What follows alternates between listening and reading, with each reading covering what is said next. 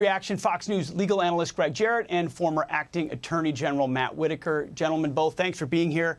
Greg, let me start with you. Axios just reporting a couple hours ago that Kevin McCarthy says an impeachment inquiry would require a House vote. Now, Nancy Pelosi didn't hold a House vote either time in the first impeachment or the second, which was a snap. What do you make of McCarthy's insistence on a vote, and does it change the process? Well, it does change the process in a meaningful way. I mean, McCarthy, it seems, is going to be fair. You know, there'll either be a House inquiry committee or a select committee. It'll have both sides on it. You'll recall in the first impeachment of Donald Trump, secretive hearings in the basement of the House. Republicans were allowed to attend, but that's about it. They weren't given subpoena power. They couldn't call their own witnesses. They were limited and restricted in cross-examination, so it was essentially a sham.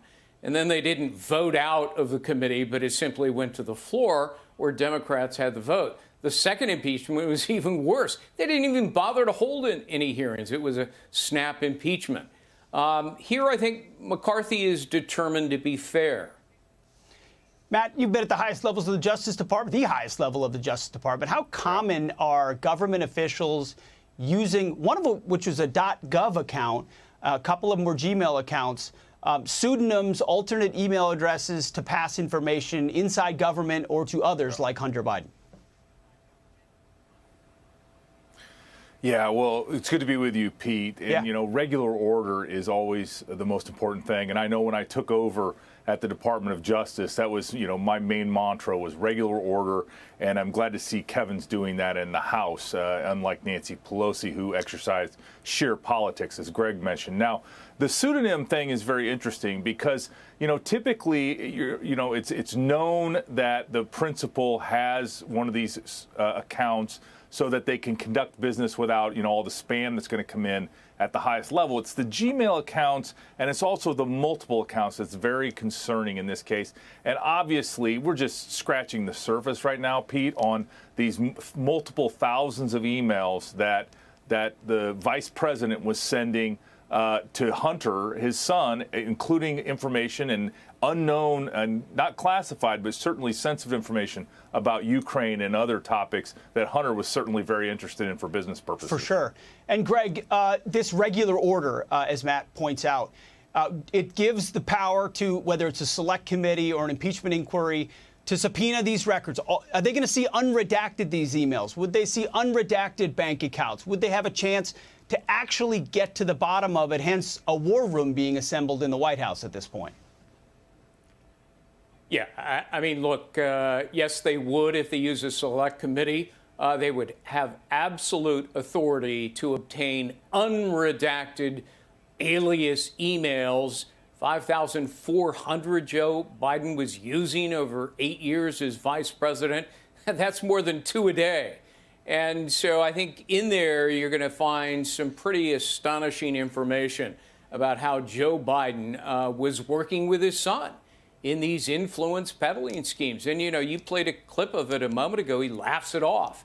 Well, bribery is an impeachable offense in the Constitution, and the Burisma scandal alone contains compelling evidence of influence peddling, which the criminal codes describes as bribery.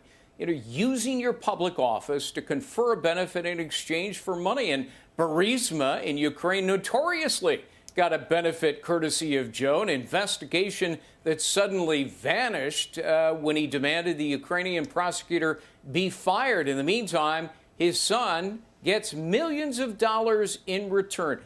That is the definition of bribery in the criminal codes. It's right there in the codes. It's right there in the Constitution, Matt. But if you turn it to other channels right now, it is wall to wall, 18 mugshots, Atlanta, indictments, hearings, cameras in the courtroom, Donald Trump, Donald Trump, Donald Trump, as it often is.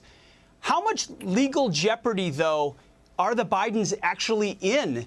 Should there be an inquiry that connects the dots that so far kind of cable news and a few House committees have had to connect?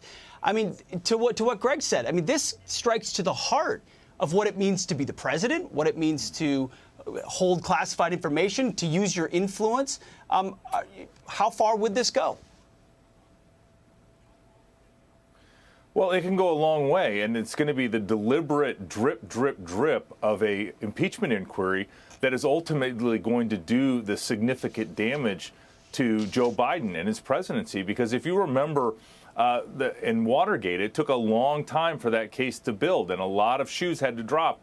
And I think in this case, in particular, as Greg points out, there's a prima facie case right now for bribery. And as they build this impeachment inquiry brick by brick, I think the American people are going to learn a lot more about what Joe Biden was doing as vice president and how involved his son Hunter was as the bag man and as the person negotiating these deals so that the whole family could be enriched and their lifestyle could accelerate well beyond, the 40 years of public service that Joe's lifestyle had provided to that point. Pay very close attention to when rank and file Democrats in the House or the Senate start to pay attention and say this is something worth looking at because there's enough smoke. Greg and Matt, thanks for breaking it down. Hey, Sean Hannity here. Hey, click here to subscribe to Fox News YouTube page and catch our hottest interviews and most compelling analysis. You will not get it anywhere else.